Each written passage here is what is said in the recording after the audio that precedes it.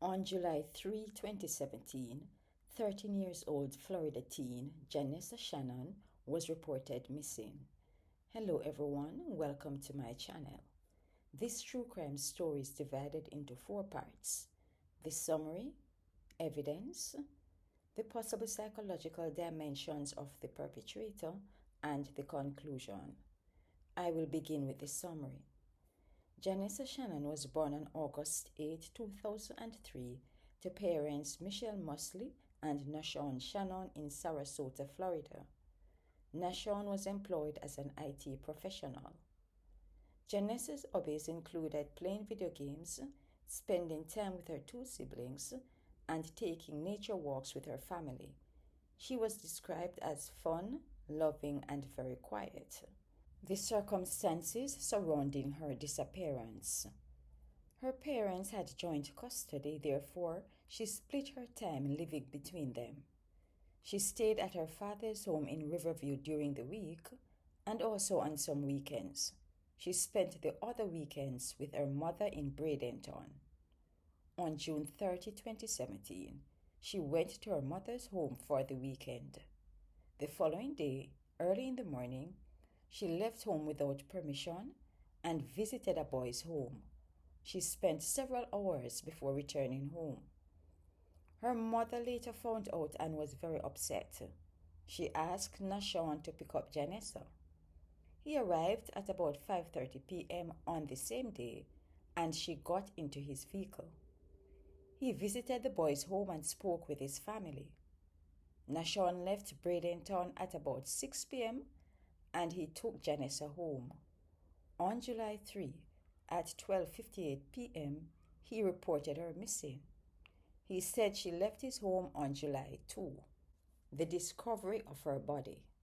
2 weeks later, on July 12, Janessa's scattered bones were found by a hiker in the Triple Creek Nature Preserve. This preserve is about 15 minutes drive from her father's house. Upon further investigation, the police found a shallow grave near her remains and tire impressions off the pathway leading towards the shallow grave. A black plastic bag was discovered underneath the remains, and pieces of the plastic bag were also discovered around the remains and in the shallow grave. The police surmised that the body was placed in the black plastic bag, sealed in multiple places with clear tape, and then buried in the grave. It was later dug up by animals. Other pieces of evidence found in the area included a blue-color soft fabric, similar to pajama-style bottoms, a light-color short-sleeve t-shirt with blue and white graphics on the front, and a small gray-in-color Phillips head exterior wood screw. What is the cause of Janessa's death? Her cause of death was ruled a homicide. She died from blunt force injuries and possible strangulation. Her nose was broken, and she had fractures above her left and right incisors. She was identified by dental records.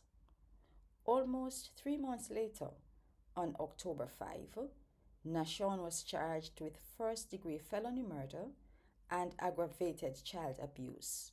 He pleaded not guilty. Now I will share the evidence that was presented at court. Nashon's Jeep's tire marks were 1/16th of a difference from the ones identified in the woods. A white plastic trash bag containing a small amount of soil was removed from the rear passenger seat of his Jeep. It was determined to be a 99.9% match to the soil taken from the shallow grave. The investigators found a shovel in his garage that had 2 missing screws. The screw found at the gravesite matched the ones from the shovel according to length, thread angle, head width, and head stamp. The shovel also had a mixture of soil that was a combination of soil from his home and the gravesite. Nashon's DNA was found on the handle of the shovel, which indicated that he was the last person to use it. Clear plastic tape found in Nashon's home matched the tape recovered from the gravesite. The evidence was compelling, and on September 27, 2023, the jury found Nashon guilty of third-degree felony murder and abuse charges. Third-degree felony murder means that he unintentionally killed Janessa. He was sentenced to 15 years in prison. 5 possible psychological dimensions of the perpetrator, Nashon. 1. Personality factor, antisocial personality traits. These include lack of empathy, disregard for others' rights, impulsivity, and aggression. Nashon has had 11 convictions and 9 felonies. These include burglaries and felony battery. These offenses indicate that he likely has antisocial personality traits. This type of personality factor can distort empathy and moral reasoning. Number 2, mental illness. Nashon has no known mental illness that could have contributed to his criminal action. However, if he had drunk alcohol or taken drugs, his aggression would have been heightened and his judgment impaired. Number 3, emotional dysregulation. Nashon's criminal history shows that he does not use adequate coping skills to control his emotions. He does not control his anger and frustration well. This is one of the reasons he killed his daughter. He was angry that she spent time at the boy's house and they got into an argument. He then lost his temper and killed her accidentally. Number 4, control and authoritarianism. If Nashon has authoritarian parenting style, any act of disobedience from his daughter would have been met with disproportionate punishment. Perhaps the severe beating was the punishment. It is also likely that he believes he has lost control over her behavior.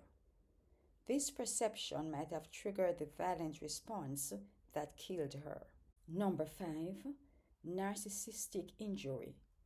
Narcissistic parents oftentimes view their child as an extension of themselves. The child's shortcomings are viewed as personal embarrassments. If the child behaves inappropriately and challenges the parent's self-image or authority, the parent might become enraged and acts violently towards the child. Conclusion. Nashon killed his daughter, I believe, in a fit of rage. This situation could have been avoided with therapy and a supportive network. After you have listened to this video, I encourage you to examine your possible psychological dimensions. Then, put the relevant measures in place to act responsibly and be the best version of yourself. Thanks for watching this video.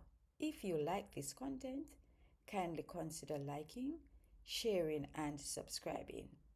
Protect your mental and emotional health. See you in the next.